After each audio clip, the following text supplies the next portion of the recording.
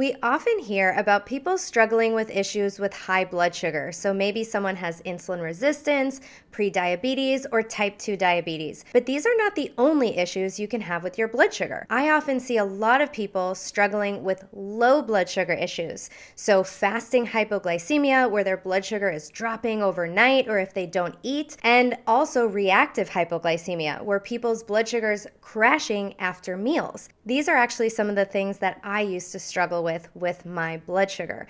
And I feel like this population of people, they're being totally overlooked, and the recommendations made for people with high blood sugar issues are not always going to be applicable for those who are having these blood sugar crashes. In today's episode, I'm going to share the interview that I did on the Kick Sugar Summit, where I talked all about hypoglycemia and reactive hypoglycemia. One of the most important things to keep in mind about hypoglycemia is that we often don't know that we have it. So you may be thinking, I don't have that. I would definitely know if I did. Well, that was me. I had different symptoms like waking up shaking in the morning. I used to need to eat breakfast right away. I would always have snacks in my purse with me. I used to eat before I left the house every single time, even if it was to go out to eat. I always needed a little something sweet after my meals. And oftentimes I'd wake up in the middle of the night with a pounding heart. My blood sugar would also crash after coffee. There's so many different symptoms of hypoglycemia. And even if you have prediabetes or diabetes, you can also still be experiencing hypoglycemia, but oftentimes your blood sugar doesn't drop that low, but you still have these same symptoms. So I think you're going to love today's interview that I did on the Kick Sugar Summit. I hope that you get so much out of it.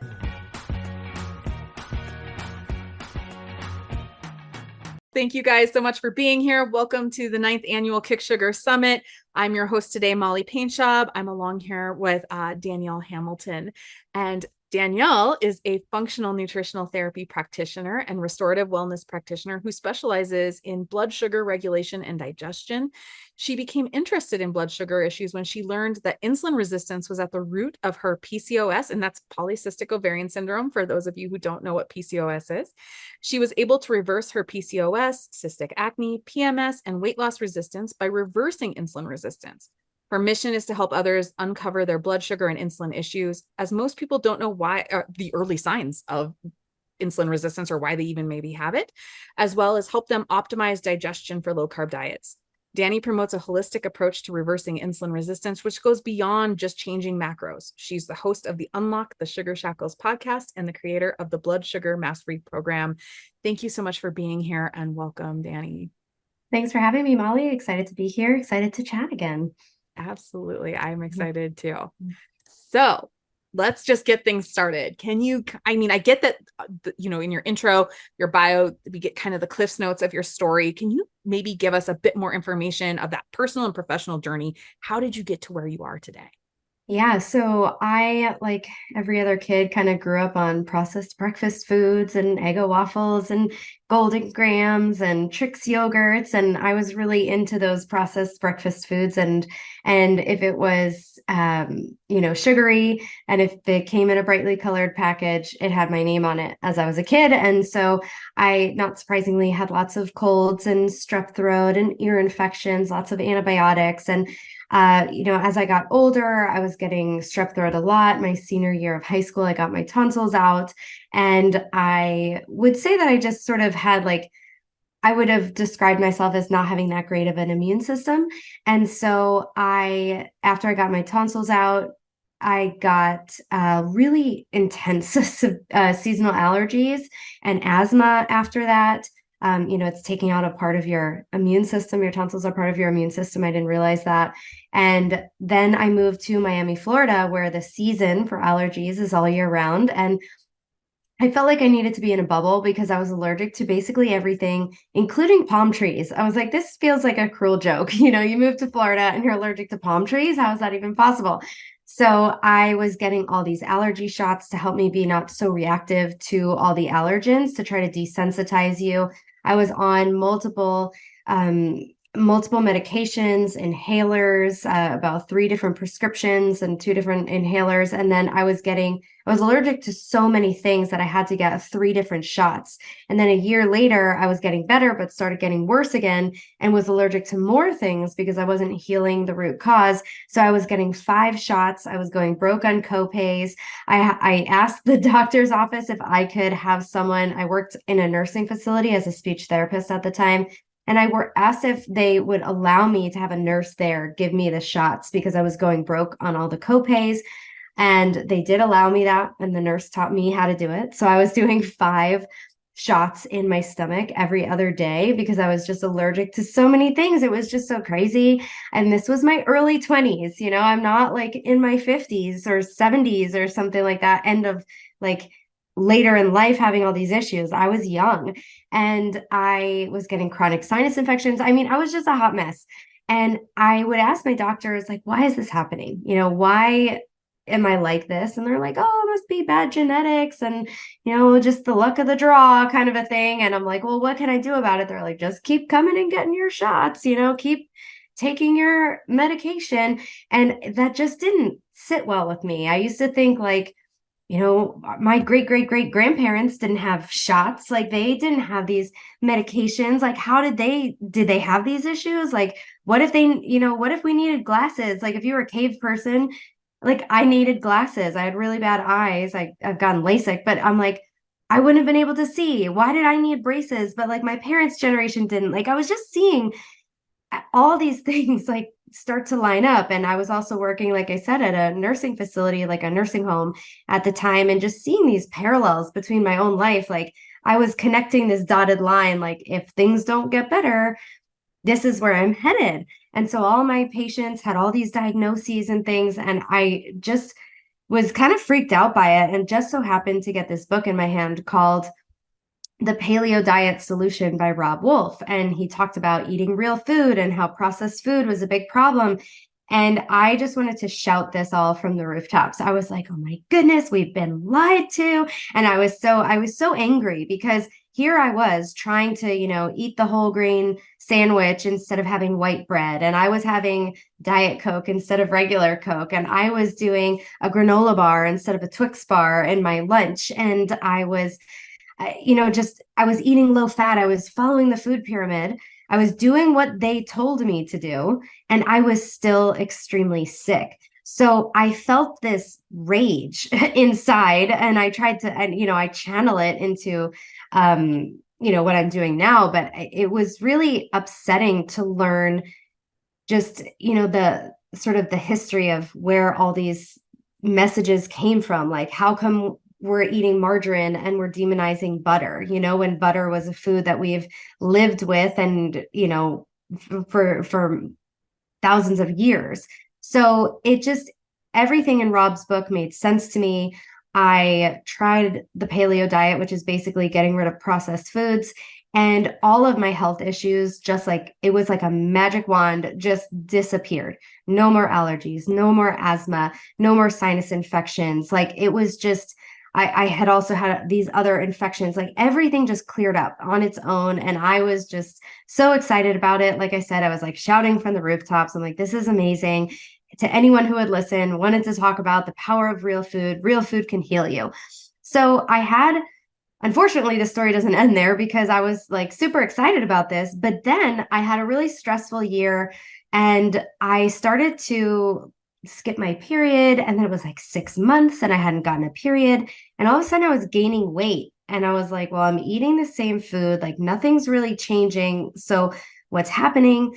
I had always struggled a little bit with acne, maybe around my cycles, but like now it was all over my face, all over my cheeks, all over my forehead. I was like, thank goodness I have bangs. Like it was like I was just starting to develop these other things like hormonal issues. I was tired all the time. And I'm like, okay, this diet just healed me. And now something's happening. So I knew that going back to processed food and doing what I was doing before was not the answer, but I didn't have any other answers. So I was like, let me just paleo harder.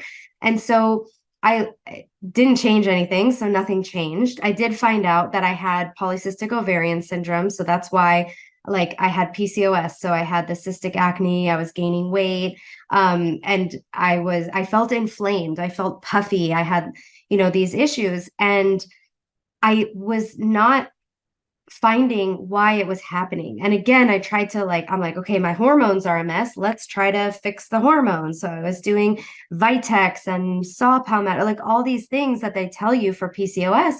And I was not even making a dent, not even close.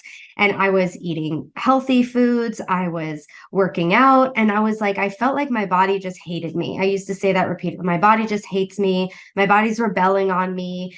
And I was just so mad at my body, but I feel bad for it now because I'm like, my body was just trying to keep me alive. It was trying to heal. It was trying to do all the things I wanted it to, but the inputs weren't right. And so I finally heard a podcast that said PCOS is the diabetes of the ovaries. And I almost drove my car off the road. I was so shocked to hear the word diabetes come out because I actively avoided learning about anything to do with blood sugar because it was confusing and because I was like, this is complicated. I don't have diabetes. I don't have to pay attention to this. So, unfortunately, that was really hurting me. My ignorance to anything having to do with blood sugar and metabolic health. It's like those words sound scary and boring. Like, I don't want to learn about this.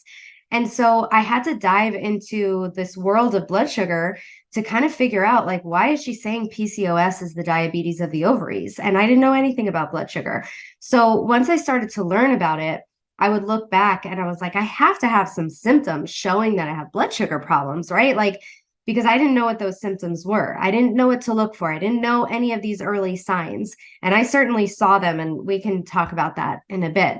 And luckily, by addressing my blood sugar, it was again like that effortless, magic wand of finally all these symptoms went away. I got rid of my PCOS and my cystic acne, the weight loss resistance, all these things. And that's really why I went back to school to learn how to heal myself.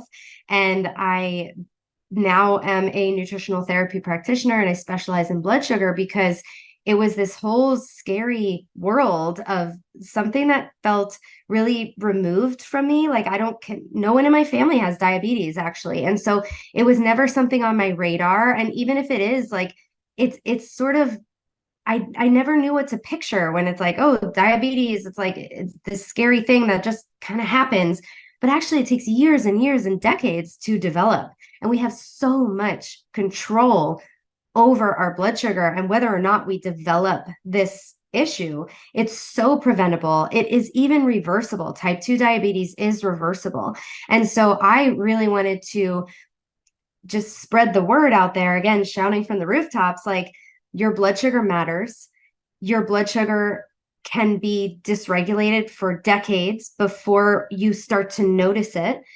And that we have, like I said, control over it. Our blood sugar affects how we feel at every single moment of every day and also has huge impacts on our long-term health. So it's really something that we want to get right. And if it's not working for us, it's absolutely working against us. And so if we don't learn to control our blood sugar, it will start controlling us. It will start driving cravings and behaviors because it's basically our source of energy.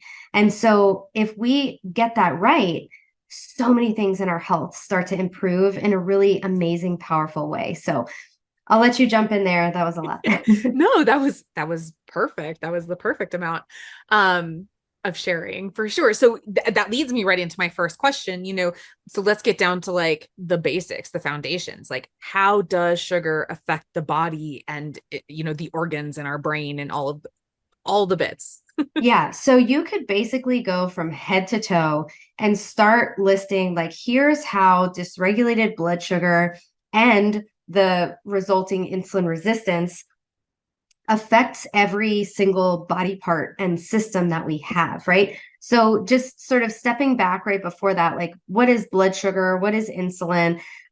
So our blood sugar, we should have about 1 teaspoon of sugar in our blood at any time, okay? And so that leaves us in this tight little Goldilocks zone. Our body doesn't like to have high blood sugar, very inflammatory, very stressful for the body. And it also does not like to go low because it's our energy source. So it needs to have an ability to like have this little bit of sugar in the blood at all times, just to pull from as it needs.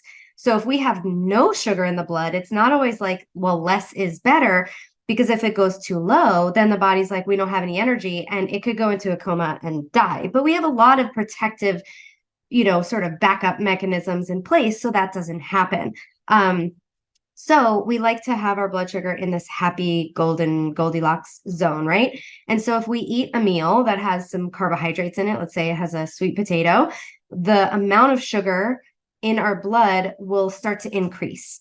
And our pancreas, if we don't have type 1 diabetes, will sense this increase and will put out this hormone called insulin. One of insulin's many jobs is to escort the sugar that's in the blood into the cells of the body to be used to make energy. It's not really doing anything in the blood. It's just sort of like ready. And then it will go into the cells when it needs to in order to make energy. So the insulin will take the glucose basically by the hand, knock on the doors of the brain cells, the muscle cells, the heart cells, the liver cells, and be like, hey, I have some glucose for you. And that insulin can unlock the cells to get that sugar inside. And so what happens is that over time, if we're overloading our body with tons and tons of sugar, and it's happening all the time, the amount of sugar in the blood will start to go up, and we need a lot of insulin to do the same job of like putting in all that the sugar into the cells. And so what happens is the cells sort of start to become numb to that signal of insulin. It's like, dude, you keep knocking at my door. You were just here. It's like the boy who cried wolf. Like, I'm not listening anymore, like, so you end up needing a lot more insulin to do the same job. And so these high amounts of insulin in the blood, they start to cause problems. So we eat a lot of sugar, and we do this repeatedly. We're eating frequent meals. We're snacking all the time. We're eating, at birthday parties, but then someone brings in donuts at work, and then I'm just going to stop at the gas station on the way home. And like, it's all the time now. The celebrations are just all the time. And so we're inundating our bodies with all this sugar. And what results is that we get chronically higher and higher levels of insulin. The insulin takes longer to go down than the blood sugar does. So now this high insulin, what it does is it blocks our body from effectively burning stored energy. So high insulin levels in the blood put the body in a fat storage mode. So we're in an energy storing mode. We're storing energy. So think about like it's fall and we're a cave person, and there's some root vegetables, and we're eating the root vegetables and the berry bushes at the end of summer. And what's happening is we're raising our insulin, and that insulin is storing everything for the winter, just like a bear, right? So they engorge themselves with all the berries, and then they're purposefully storing that energy. So the insulin is putting us in a fat storage mode, energy storage mode, but we can't be in a fat burning mode at the same time we're in a fat storage mode. So because we're in this storage mode, it's like we block the body from seeing the fact that there is energy on the body. So body fat is stored energy. We're storing it for later in case we need it, in case we don't kill the buffalo that night, right? Looks like we're having body fat for dinner, right? So we should be able to burn the stored fuel that we have stored on us, either in the form of body fat or in the form of what's called glycogen in our liver. That's just stored sugar. So we should be able to, let's say we eat a breakfast, and we're at work, and there's a meeting, and it's pushing into lunch. And what should happen is your body should be like, no problem. We have energy all over. Here's some sugar in the liver. We're just going to use this until you can go eat lunch. You don't even notice that. You'll be fine if that happens. You will just continue to be in your meeting. You're not really going to be thinking about lunch. Maybe you might feel a little growling in your stomach, but your brain is still working. You're still focused on the meeting. You're still there. But what happens to a lot of people when we have these high levels of insulin is that now we don't have access to the stored sugar in the liver. We don't have access to the body fat because the insulin is blocking that. So what ends up happening is that our blood sugar is sort of ticking down because we're using up that energy from breakfast. And now the body is like, hey, we're pretty much running out of energy. So it's going to send you all these signals like, go get food. So it's going to make you feel hungry. But if it starts to be dysregulated where you can't get that other energy, you're going to start to develop these early symptoms. So some of these symptoms look like you might feel urgent hunger. It might feel very, very like, I need to eat right now. Like my boss, I'm going to kill my boss because he's doing this to me. And we might feel irritable. We might get hangry. We might start to feel really anxious. We might get shaky or dizzy or lightheaded or heart palpitations or headaches or sweaty or nauseous. So these are all signs. If you're having these sort of symptoms with your hunger, these are all signs that your body is struggling to get energy that's stored, right? And so it's sending you these strong signals. Perhaps you get strong cravings for things like, I need to run to the break room and grab a donut or a muffin, or let me just, I need to pull over. I'm in my car. I need to pull over at the nearest drive-through. It's not going to send you signs like, go home and thaw and grill up that beautiful grass-fed steak and we'll get some local organic broccoli. No, it's not going to tell you that. You're going to be like, what is the first thing I can get? Maybe you're in the Starbucks drive-through before, you even process this is happening.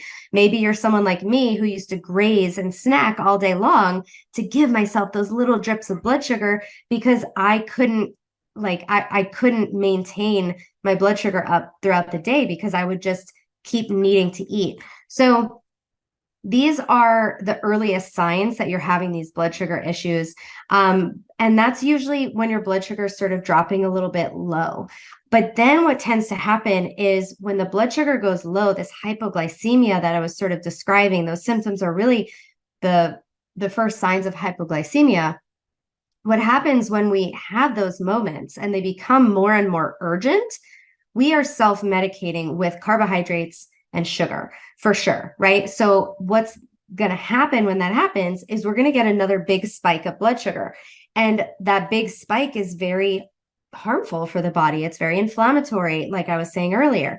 And so now we're going to spike our insulin big time, and it's going to sort of send us on this same blood sugar roller coaster because now we get that big spike of insulin.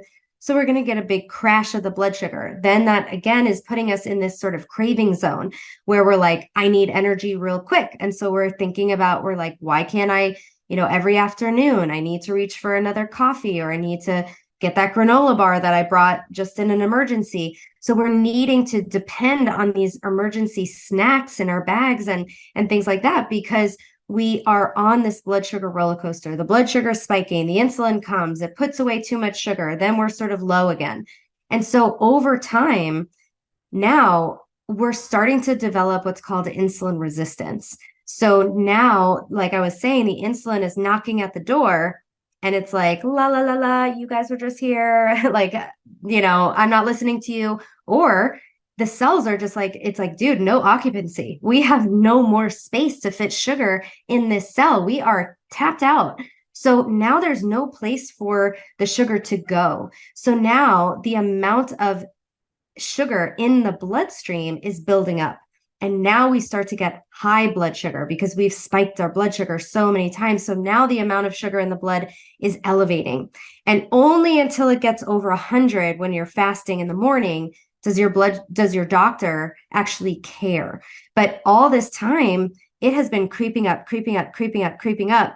And this is happening for decades or at least years before your doctor ever starts to notice. And that's a really big problem. We cannot depend on our doctors to catch this for us. They are looking for disease. They are not looking for the first sign of a problem. That's just the model that they're trained in. And, we're not pointing fingers at doctors. We're just saying the system's not set up for your wellness and for prevention. It is set up to catch a full-blown disease state.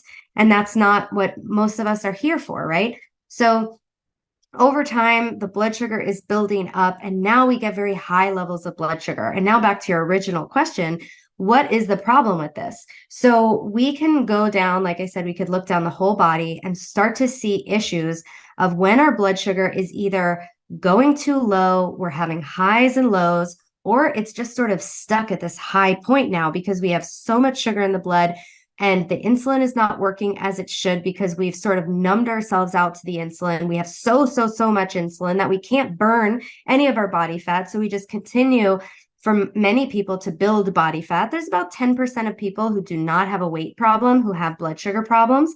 So if you're like, I don't have a weight problem, but I have all these issues you're saying, then it's still you're the anomaly. There's like a section of people who don't have that, but most people are building body fat and they can't lose their body fat no matter what they do, and they're stuck on this blood sugar roller coaster. So some of the symptoms, like I was saying, the earliest signs are having like issues with your hunger: dizzy, shaky, nauseous, lightheaded, hangry, cravings, headaches, sweats, those kind of things. And then that's sort of like this general, like a lot of brain symptoms. So like difficulty concentrating, brain fog. And then as the blood sugar dysregulation gets worse, then we start to see things like memory loss, type 3 diabetes is the new, what they're calling Alzheimer's. We start to see maybe it just went from I'm a little bit anxious to now I need a prescription for an anxiety medication. I have panic disorders, like panic attacks frequently. I am a person who struggles with depression. So all of a sudden it goes from like, oh, this happens when I get hungry, to as it gets worse over time, the progression is you get these diagnoses. Then with our eyes, macular degeneration is the leading cause of blindness, and the leading cause of macular degeneration is diabetes. We know that sugar causes problems with our teeth. It can drive gum disease and all sorts of things. So any sort of itis. I was saying earlier that blood sugar spikes are inflammatory. So if we're spiking our blood sugar a lot or just have high levels of blood sugar, it will be inflammatory. So we're going to inflame things, like we can inflame our gums. We will have even just all our blood vessels. The tiniest blood vessels are going to be the ones really most susceptible to these issues. But any sort of issues where we have tiny blood vessels, like in our eyes or in our kidneys, that's where we can start to see damage, because the sugar, if we have these high levels over time, it's sort of like what happens with bread when you put it in a toaster oven. It makes what are called advanced glycation end products, or AGEs, like sugar literally ages us, drives wrinkles, it hardens the arteries. And so these are things that sort of happen, and we don't want this. We don't want our brain to turn into toast, right? We need it to be supple and, have free flowing and all these things. So we know that it causes cavities, gum disease, and then literally you could just keep going down. Blood sugar issues driving thyroid disease or thyroid issues, very, very common. Because I work with a lot of people, and when we improve their blood sugar, a lot of them get to lower or come off of their thyroid medications. With the heart, diabetes, blood sugar issues, insulin resistance, leading cause of cardiovascular issues. Really common that insulin resistance is the biggest driver of hypertension. A lot of people think they need to take out salt, but in fact, they need to take out the other white substance, which is sugar. We know that it drives diabetes. A very common side effect of that is driving certain strokes and heart attacks and things like that. If you think about it, we need 54 molecules of magnesium in order to process 1 molecule of glucose. So we get very, very depleted of magnesium if we're overeating sugar, especially if it's in the processed form. And that can drive arrhythmias in the heart, because magnesium is a mineral that relaxes muscles. So calcium constricts, magnesium relaxes. And so we can get a lot of heart arrhythmias if we're very deficient in magnesium.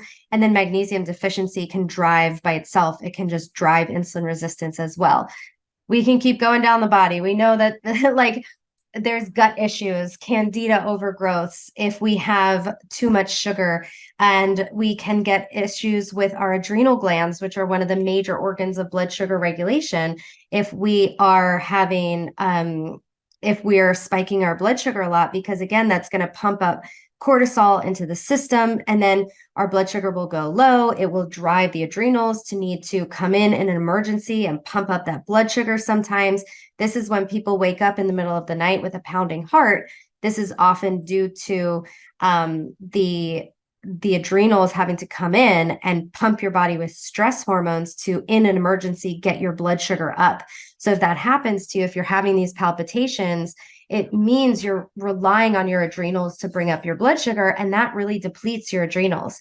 And then it goes like a lot of these things are sort of, they go both ways, right? So we could be having a lot of stress in our life, and that can drive blood sugar issues, and that is going to deplete our adrenals. So it is sometimes this vicious cycle. Same thing with sleep. Sleep isn't something, a part of our body, but if we have poor sleep, we will develop more insulin resistance even just that very next day. You ever have a day where you hardly slept, or you got up for an early flight all day craving sugar and coffee and carbs, like you feel like you need that to keep your energy up, and then that dysregulates your sleep. So you're having blood sugar spikes and crashes all day, and that is going to drive really poor sleep. And so again, they have these bi-directional relationship.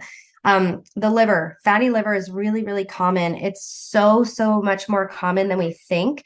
And it's not an issue that most people see or are even familiar with, but it drives insulin resistance. And it's a really big problem because it interferes with our just our liver's functions, which our liver does so much for us, especially detoxification, stabilizing blood sugar. So we will start to see these elevated blood sugar levels over time. And that's going to, again, worsen everything that we're talking about. And then we have our, sex organs, right? And this is for both sexes, that with women, having insulin resistance, blood sugar issues is a very common driver of polycystic ovarian syndrome, it was my driver. And PCOS is the leading cause of infertility in women. And then we also see that high insulin levels in men will drive high estrogen levels. In women, it drives high testosterone levels. So it's different for men and women. And this leads to infertility. And then we know that blood sugar will affect our skin. It affects our energy levels. It affects our hunger big time. So we were talking about having that urgent hunger. It affects our immune system. Sugar disarms your immune system. And then if you're constantly having these spikes of blood sugar, you're constantly disarming your immune system. And it's depleting us of nutrients. And so there's so many things that it's not just like, oh, I had one cookie one time and I'm going to have all these problems. That is not what this is. It's not like I have sugar one time and then I'm susceptible to all these problems.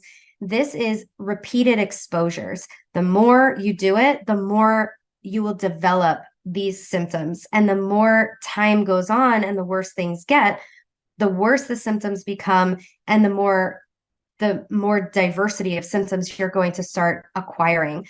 The other thing is that you start to see cholesterol levels start to worsen when we have worse insulin sensitivity, and when we have these blood sugar issues. Most people will start to see their waist circumference increase, so belly fat. And then our doctor will start being mad at us, so it's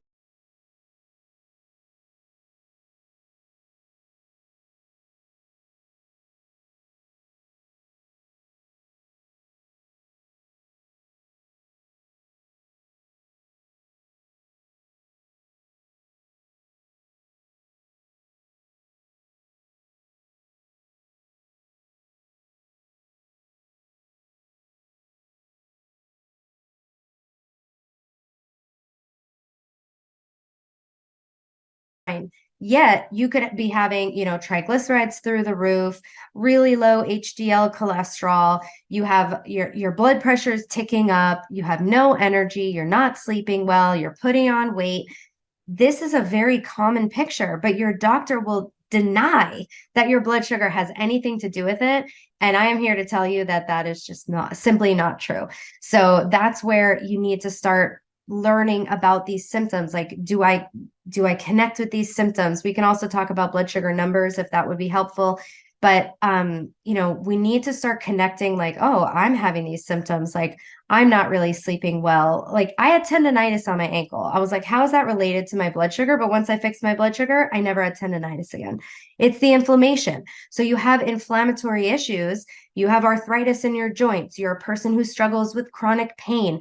I have seen every symptom basically be improved by optimizing your blood sugar, because it is such a foundation for our health that you can start to see improvements everywhere, which is the cool thing, because sometimes we're just symptom chasing. It's like, I have tendonitis, I have PCOS, I have acne, I have this, I have that. And like, you're just sort of running around like a hamster without on a wheel.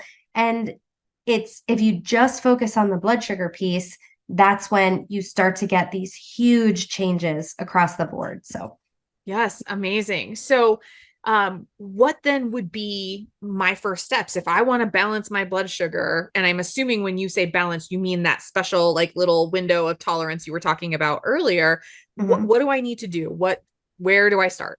Yeah, so I do want to talk about that word balance, because I have used that word before. I probably said it, and that's not what we're looking at. So it doesn't really mean anything, right? And if we think about what is balanced blood sugar, sometimes it's up, sometimes it's down. Like that's not what it is. It doesn't make sense.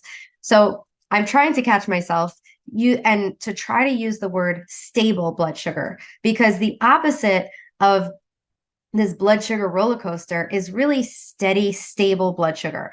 And I'm doing this, I'm moving my hands because I'm really thinking in my mind about a continuous glucose monitor chart, a graph. So there are these devices that you can get. I don't know if you've seen people with like a little white circle on the back of their arm, but you can get a continuous glucose monitor, and you can use it to measure your blood sugar in real time. So this would be the very first thing that I would do if I were anybody who wanted to know about my blood sugar, because this is going to take the guesswork out. So if you're in the US, you do need a prescription for a CGM, and you can ask your doctor, but unless you have uncontrolled type 2 diabetes, even if you're pre-diabetic, your doctor will probably look at you like you have three heads and be like, are you kidding? Why on earth would you want a continuous glucose monitor?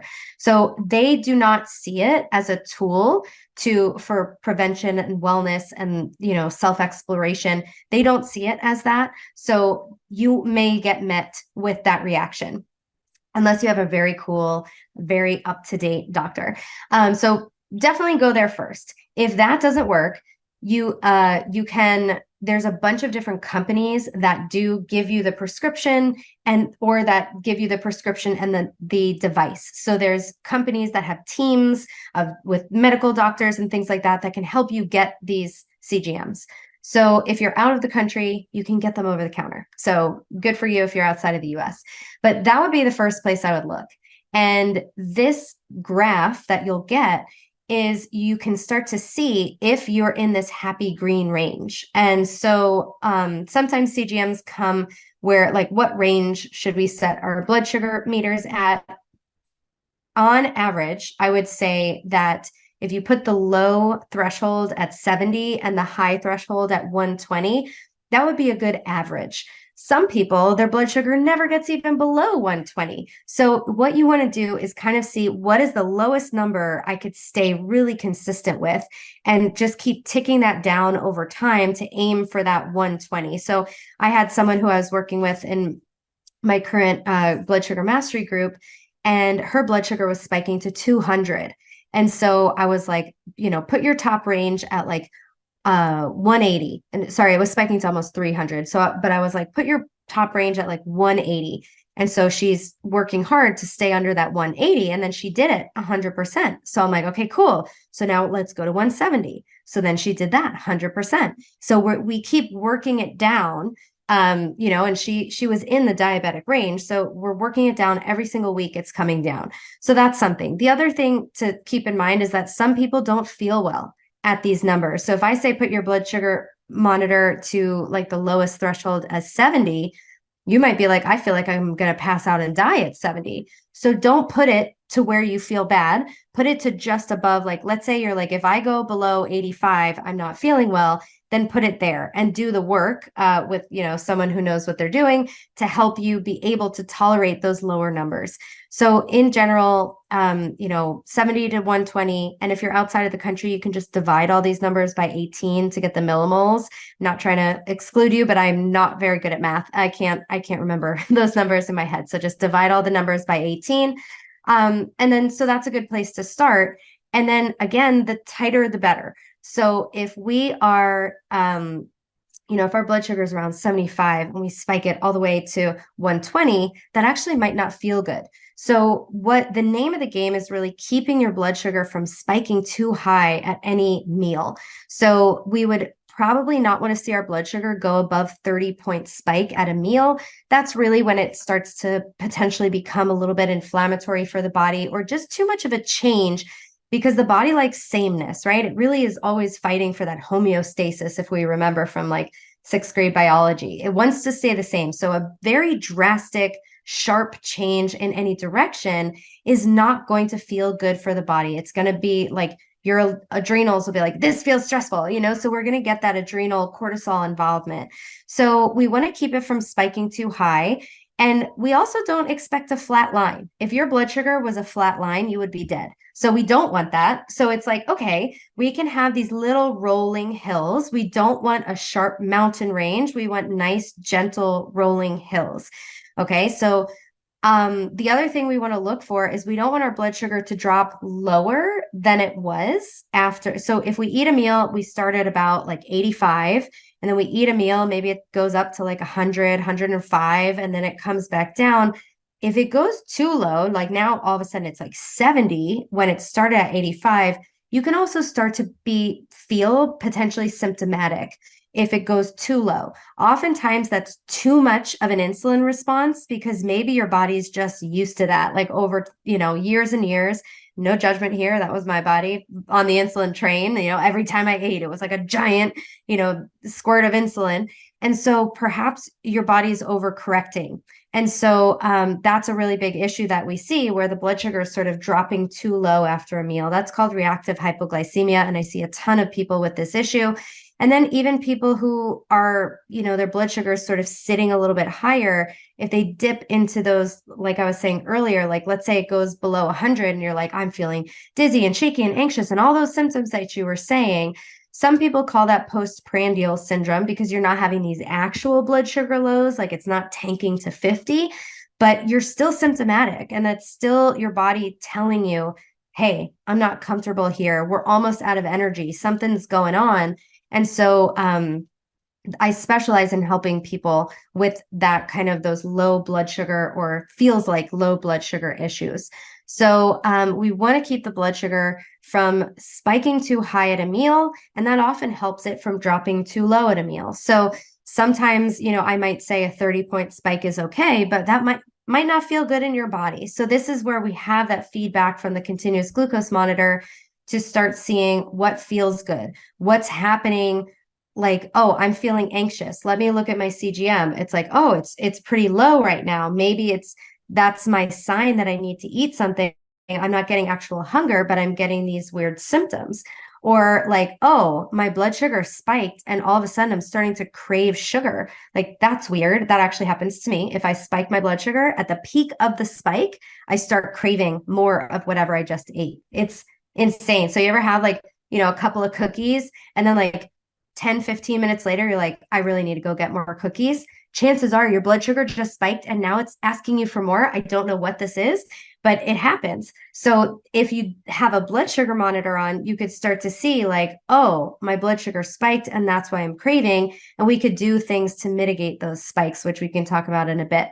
So one of the things that I would look at is, we have the CGM. We're starting to notice how our body feels. We're starting to connect our blood sugar with our symptoms. If my blood sugar goes above this number, I start to get headaches. If I'm dropping below this, I start to get anxious. Like, you're starting to learn, like, what's my blood sugar doing at night? What happens if I go for a walk? What happens if I do a high intensity interval, like exercise? So we're connecting our symptoms with how we feel. This is so, so important, because you have to learn thyself. I can tell you, like, don't eat watermelon because it'll spike your blood sugar. But maybe, Molly, you eat watermelon and your blood sugar is fine. You're one of those people. For me, it spikes me. For some people, it doesn't. And then there's also other factors to consider. So this is where we have to personalize. But in general, generally speaking, protein is really helpful for our blood sugar. It helps to really stabilize our blood sugar. It has a very minimal effect on blood sugar, but it does have some effect.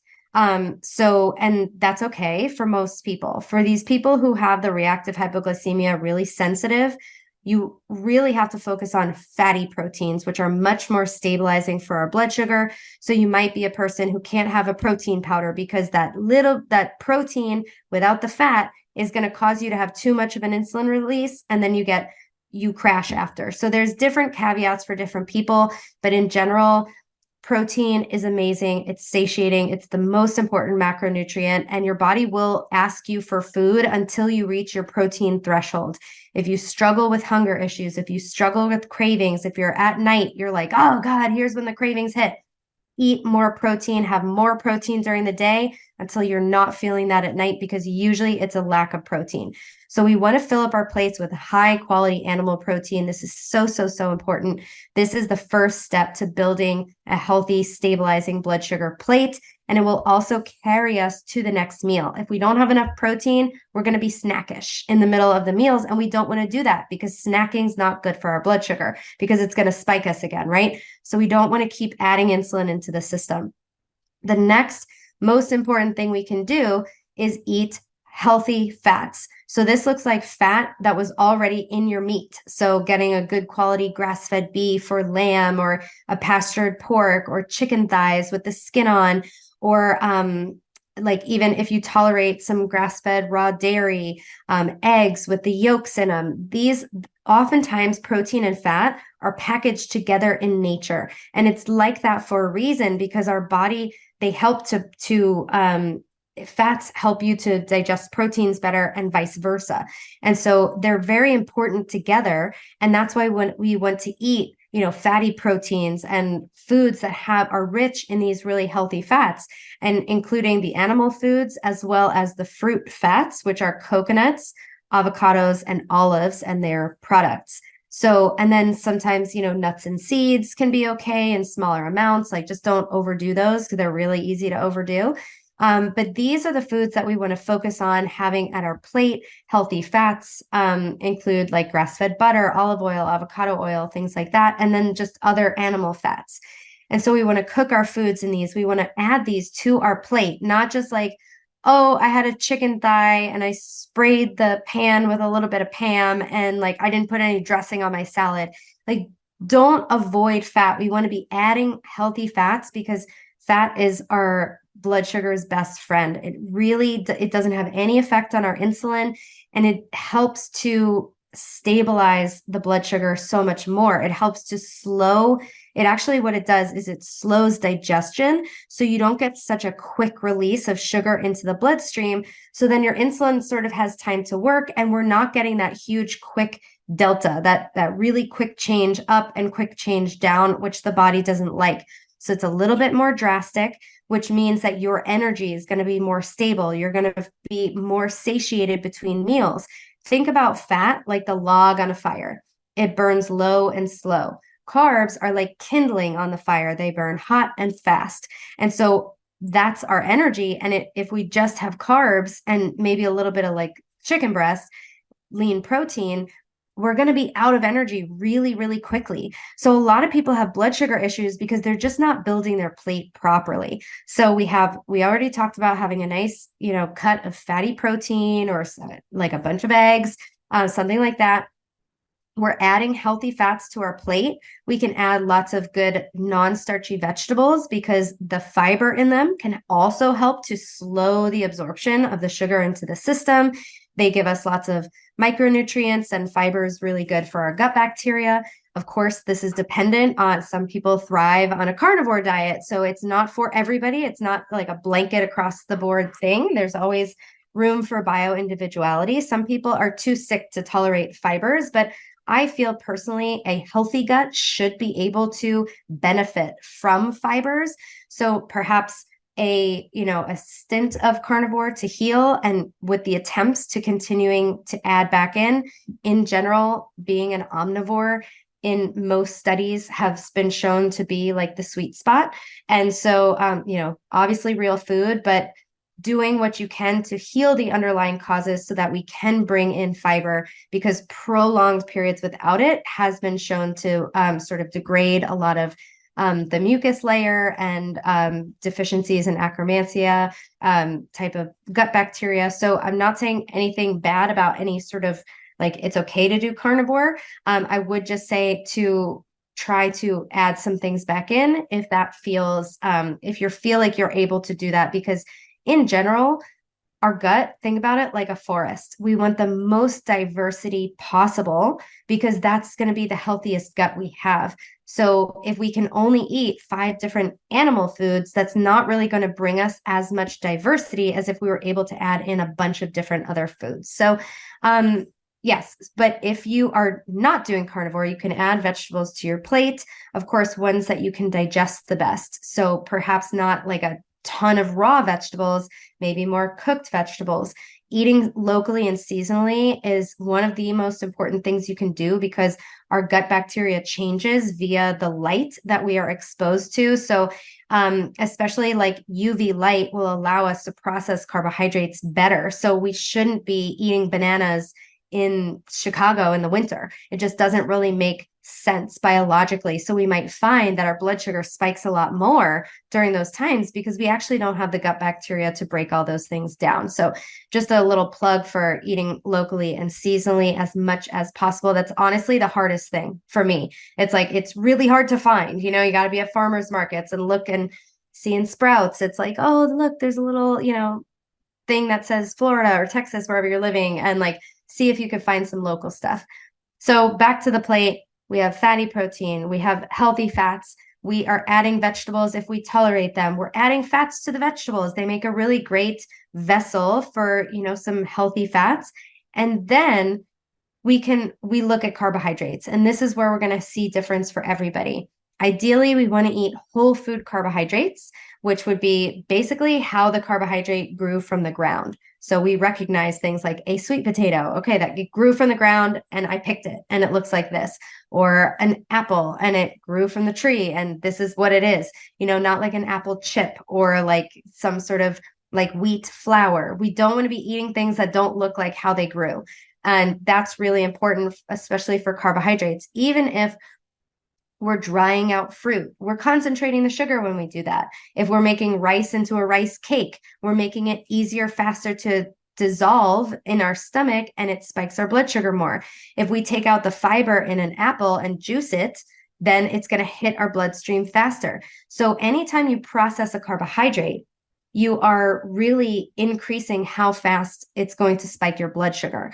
So that's why we want these whole unprocessed carbohydrates as much as possible. And then that's where that individual variation is going to come in. So for a period of time when I had PCOS and I was insulin resistance is a state of carbohydrate intolerance. So I basically could eat any carb, even a little bit of it, and I was spiking like crazy. My client who, the one I told you about earlier, who was having those big spikes, she's like, I found out I couldn't eat any carbs at all because anything would spike me like crazy because she just doesn't have space for it in her body. There's no space to put this, and the insulin is like not working. And so it just sits in the blood. It's hard to get it out of the blood into the cells of the body to be made for energy. So that's where this individual variation is going to come in, depending on what stage of healing you are in need of. So in general, with a lot of people, we slowly work on building that plate and then slowly taper down those carbohydrates until we can reach a state of nutritional ketosis that teaches the body to burn fat for fuel.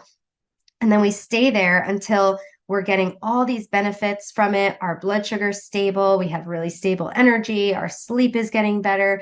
Our skin is getting better. Just all sorts of things improve. And then it's my personal and professional opinion that most people do not do well with prolonged ketosis.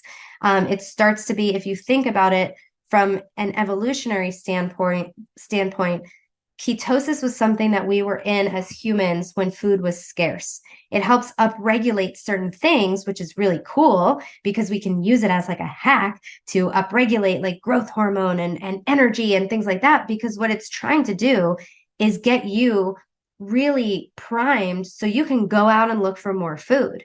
Right. And this also happened in winter when food was scarce. We ate the buffalo one day, we missed the buffalo the next day. That's why we're having body fat for dinner. So we need to be able to burn our own body fat, just as our ancestors needed to be able to. But if we are constantly sending signals to our body like, hey, it's 106 degrees in Texas in the summer, like, no, there's no food around. Your body's kind of like, oh man, there must be a big problem here. This must be famine.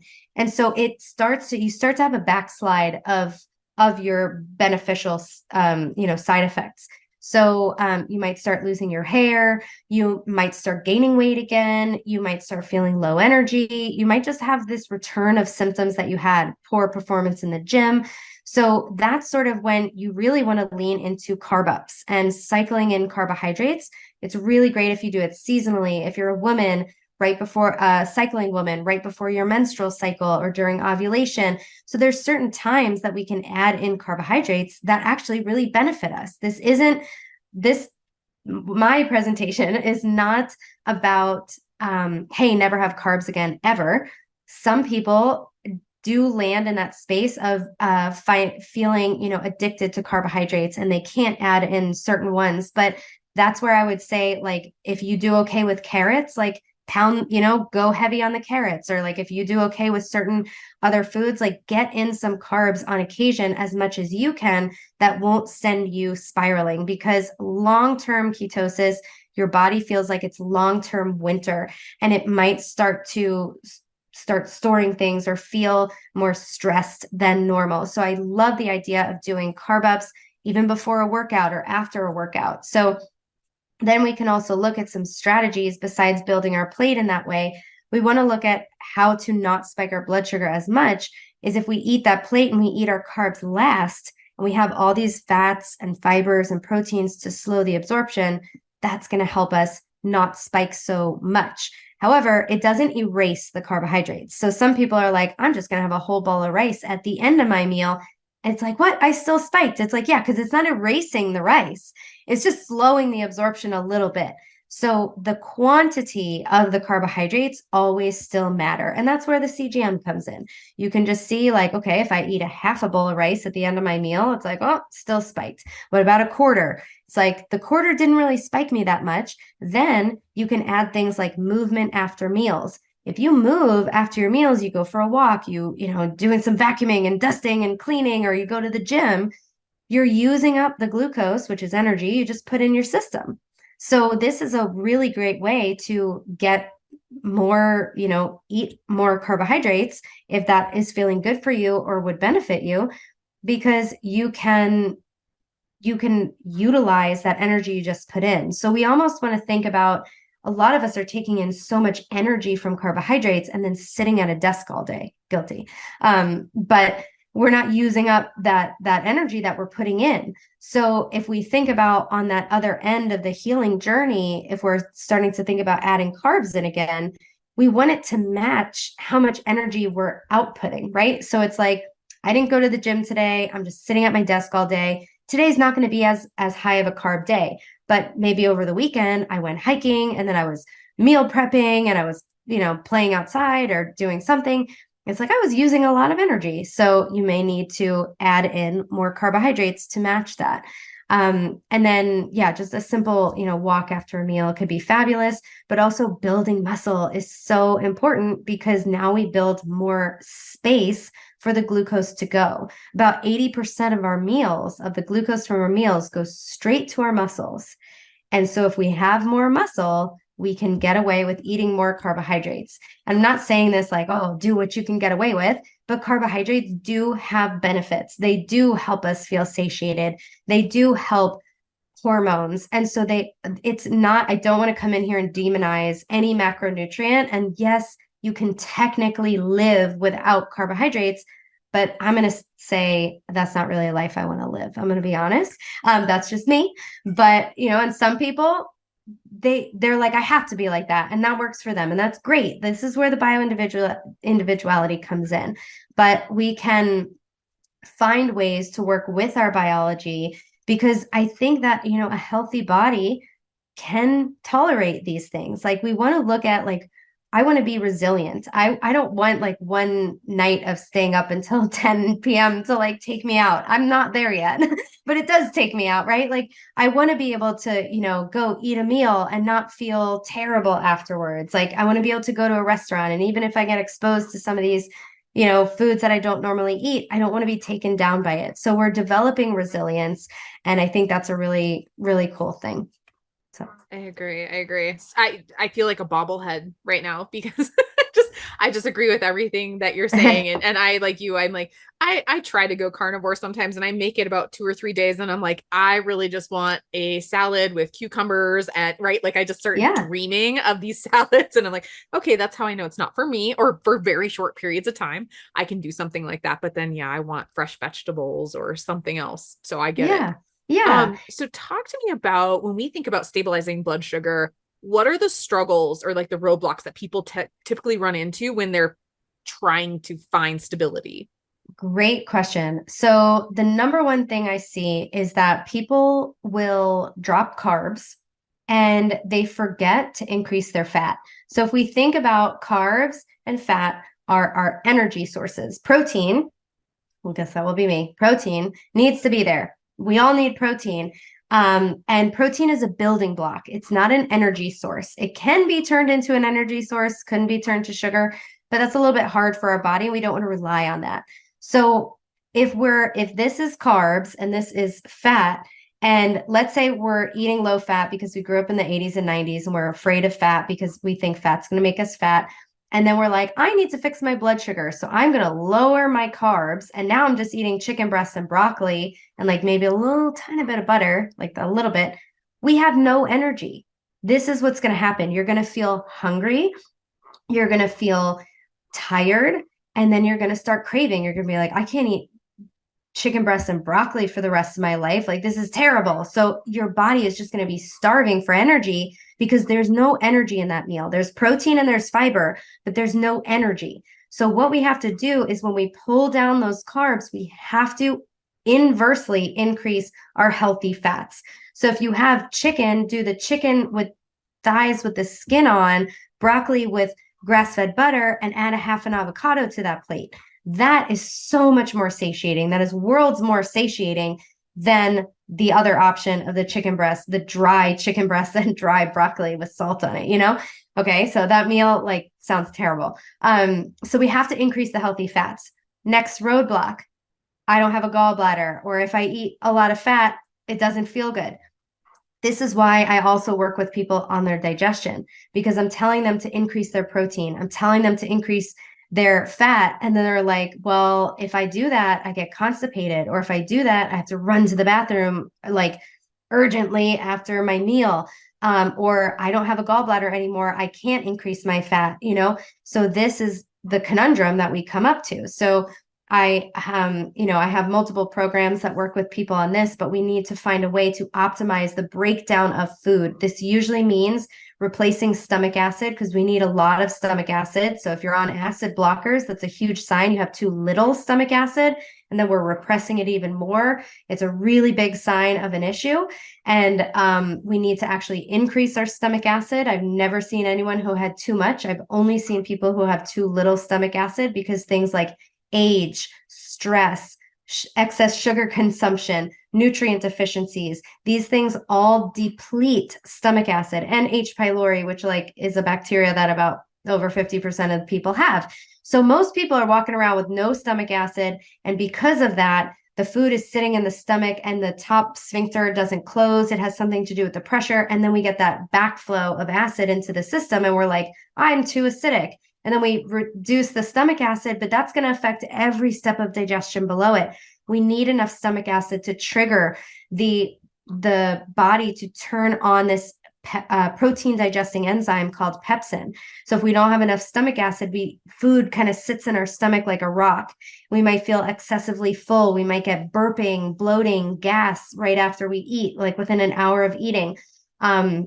We might feel like we are not in the mood for meat, like just like, ugh, like that's the last thing I want. That's a very big sign of low stomach acid, especially if you've ever been on a plant-based diet before. You're very likely to have low stomach acid because your body down regulated it because you didn't need it because you weren't eating a lot of protein. But also, there's a lot of nutrient deficiencies, like a zinc deficiency, that can drive you to not make enough stomach acid. People aren't eating enough salt because they're afraid of salt. Well, the hydrochloric acid, we get that chloride from NaCl, table salt, right? So having a good quality mineral salt, adding salt to our water, really, really helpful for building stomach acid. But then the stomach acid is also necessary to trigger the pancreas to produce enzymes. So that further breaks down our food, or we don't have that at all, and we don't have that breakdown of food. And then it also, one of the triggers we get from the stomach acid is to tell the gallbladder to make cholecystokinin, to make bile. And so if we don't have fat in the food we're eating, or we don't have enough stomach acid, we won't get that release of bile. And then the bile just kind of sits in the gallbladder and gets thick and sluggish and sludgy, and then it doesn't work very well. So think about bile like dish soap. Ever try to wash pans without soap? It's not happening. It's greasy, right? So we need the bile or the dish soap to emulsify the fats so it can wash away or it can be digested. So if we don't have enough bile, we're eating all this healthy fat and it's running through us and actually becoming really, really inflammatory, because we need to break down the fats, emulsify it so they can be absorbed. We need to break things down. Our body can't use a piece of steak for anything. It can use amino acids from the steak. It can use B vitamins from the steak, but it can't use the steak. So if we're not breaking down our food into these tiny little components, then we will be nutritionally deprived, depleted, and so we won't be feeling energized. We'll be feeling inflamed or having food sensitivities after we eat, and just feeling like, oh, my gut might need work, or like I'm bloated, I'm not losing weight. And this is often due to poor breakdown of food. Everyone's so focused on the gut, the gut, the gut. It's like, but what's happening to the food before it gets to the gut? We need to break down our food properly in order to absorb the nutrients that we're getting. And then we'll see healthy bowel movements. Some people still have a bowel movement, but they still have other signs of poor digestion. So this is a big roadblock. And so we can give people certain supplements and things to help improve the breakdown of food, even replace the missing bile that they don't have, so they can break down fats and so they can still successfully eat a healthy, low carb, high fat diet to help their blood sugar. So yeah, that's a really, really big roadblock. And then the third and final roadblock I see are people who still feel like they have these blood sugar crashes between meals, and they're just not ready to fully commit to like going keto 2 or 3 meals a day. And their body might need some extra things to heal. We might need more minerals. We might need adrenal support or some other, looking at some other deeper things, because we may not be able to just totally lower our carbs and like go keto and feel fine like a lot of other people.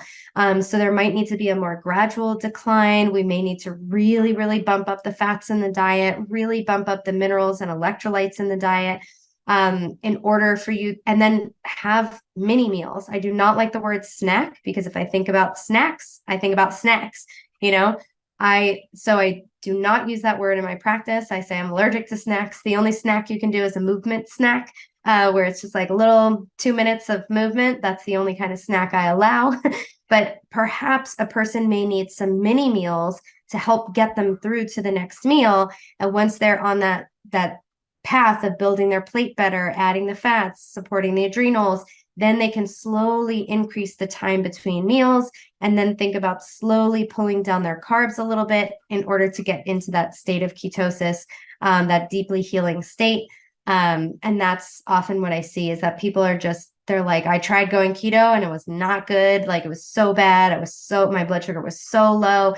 And it doesn't mean that your body doesn't need that, but it's almost like it's too sick for the medicine. So we need to baby step you down that way.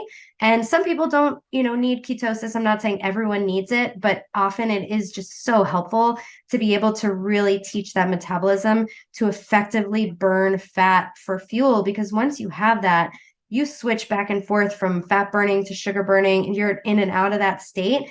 You don't even notice it. And your body is just like, cool, you had watermelon, then you went on a hike, and then ate a steak and broccoli for dinner with some butter, and now you're back in ketosis. And it's good. We should have the flexibility. We want resiliency, flexibility, diversity. Those are the things that we're wanting with our health, and that will keep us really robustly healthy. It's amazing. All right. So I have definitely kept you past the hour. So I really want to know. I'm a talker. No, that's totally fine. I think it happens to us when we have podcasts, right? So can you tell us about your program that's coming up? This will air in October. So what should we be looking out for from you, Danielle? Okay. So I have two programs that'll probably be out by October. So one of them is my blood sugar mastery program. This is my signature 8-week program. We'll be in the middle of one of the rounds in October, but I run it quarterly. And this is where, if you are like, I need help with building a plate, what to eat, how to support my adrenals, how to support my liver, how to support my digestion, like all these things that I was talking about, how to build a lifestyle and how to personalize it to you, like how to use the continuous glucose monitor to it's like, I've used one of those before, but I don't know what the numbers should be. Like, if you're just like, I need help, I want someone to tell me what to do, that's Blood Sugar Mastery. It's an 8-week coaching program. I coach each person through their own experience, because I keep talking about bioindividuality and everyone needs something different. So this is not like a cookie cutter program. This is where you get coached from me based on what you're needing. And so we have that real-time feedback in our coaching calls and in our private community, where you can tell me, okay, cool, I tried this and this is what happened. I'm like, great, try this next. Or that didn't work so well. Let's try this. So we get that real-time feedback. And that's why my clients get so much better, so much faster, because it's not like, hey, I see you once and then I don't see you for 3 weeks. I feel like this is the best way I've found to really help people. And then you get video modules of all this helpful information of how to make sense of it all, because there's a lot of voices out there. There's a lot of information.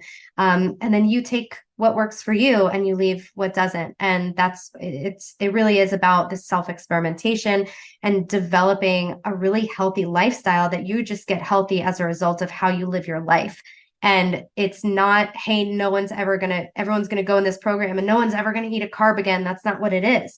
It's about how to get that stable blood sugar and how to get your body tolerating more of these foods, healing your metabolism, healing your relationship with food. And we go really deep on the coaching calls into that. And then there is another program that I have called, if you're just really like, I feel like I have the blood sugar thing kind of dialed in, but my digestion, like all those things you were talking about, if like you're really wanting to go deeper into the digestion piece, I do have a program called Optimize Your Digestion for Low Carb Diets. And we really dive into the part about like stomach acid and bile and the gallbladder and the liver, the small intestine. So we go into all of that stuff in much more detail. And that is just a self-paced online program with lots of different guides. And there's an assessment so you can see like, what parts of my digestion are really struggling? Because we could see, like, is it the gallbladder? Is it the pancreas? Like, we can see what that all is without doing any testing, just from symptoms. So it's really cool. You fill out this questionnaire and then it's like, okay, cool. I can create my own treatment based on, what parts of my digestion are breaking down. And that way, any diet that you eat will feel better in your body. You're going to be reducing inflammation, healing these food sensitivities, improving your gut health. So this is a really, really cool piece that I love to offer as well.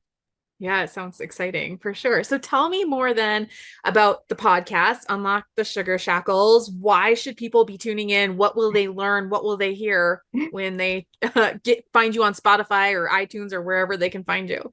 Yeah, well, as you can see, I love to talk about this stuff, and I really like to try to make things easy to understand, because I avoided learning about blood sugar for years, and it was because it was too hard to understand. And so I like to make it easy enough that you can have a decent enough understanding that you can have takeaways and be like, okay, cool, I need to do this because of this. And it's not just like, I need to do this because Danny told me so. Like, that doesn't stick, right? It's like, okay, I know I need to keep my blood sugar stable. And if I have my protein first, that's really going to help. That's the kind of thing that I want you to take away from this, And so I have a lot of solo episodes. I'm going to start doing a lot more of those.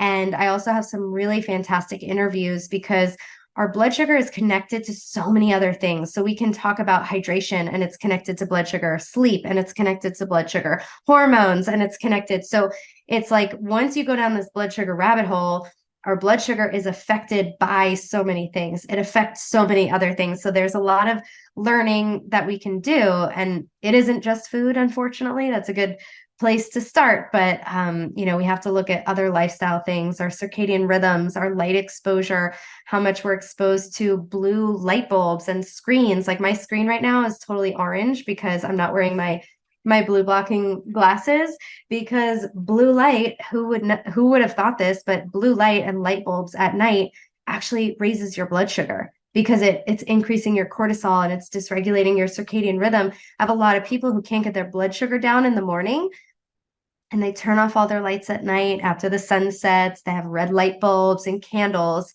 and all of a sudden their blood sugar is good in the morning. It's because of blue light toxicity. So there's just so many rabbit holes you can go down, but don't get overwhelmed. But yeah, you'll hear a lot more good information like that on the podcast.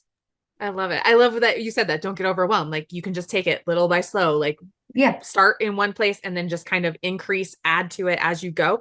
And obviously you are a very good teacher. I have loved hearing everything you've had to say today. I love your podcast. I love the videos that you put out, all of the things, and you are very easy to learn from. So I highly encourage everybody to check out your stuff. So where can people find you? Like what's the best place to start watching those videos or listening to what you have to say? Yeah, for sure. So Instagram is probably the best place. My handle's at Danielle Hamilton Health. It's just my name and then health. And then that's also my website.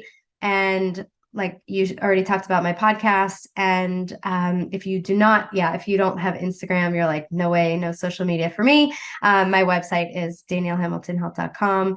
And I have some of my courses and things on there. And you can find some of my blog posts and just keep learning. Agreed. Well, thank you again so very much, Danielle. It has been a fantastic time. I have enjoyed every bit of it. And like I said, I've just been a bobblehead the whole time. And I always love when that happens. Yeah. It's always fun for me too. Then, so thank you so very much and have a great rest of your day. Me too. My pleasure. Bye-bye. Thanks. Bye.